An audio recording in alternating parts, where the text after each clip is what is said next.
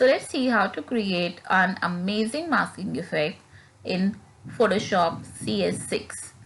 So now what I have done, I have taken simply a new file, and for example I take a new file. I have not while creating the file I have not changed any width and height, so I have taken the by default dimensions, and this is my background layer. You can see now what I'm going to do on this layer. I'm going to create a text. For example, this will be my new layer. For example, this is my masking layer. I need to change the size because I need to create a effect. So let us take it as, let us increase the size more. Let's say 300.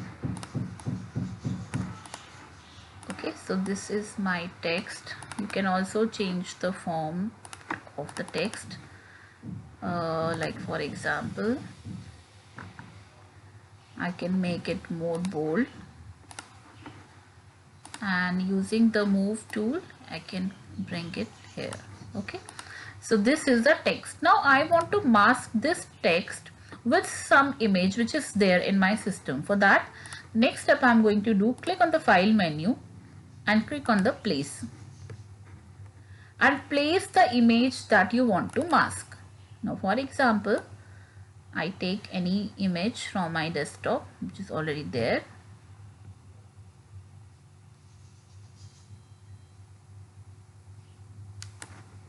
Okay, just give me a moment. Let me take some other.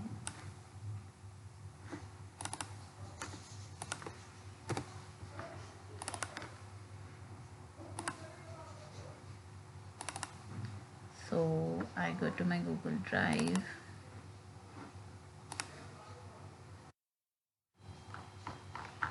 And I have to choose any background. Let us say this one. Okay, so this is placed on my text.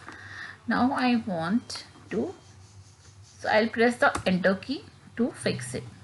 Now I click here on this particular layer where I have placed this picture, and I will right click on this picture and I create, there's an option of create clipping mask. So I will click this.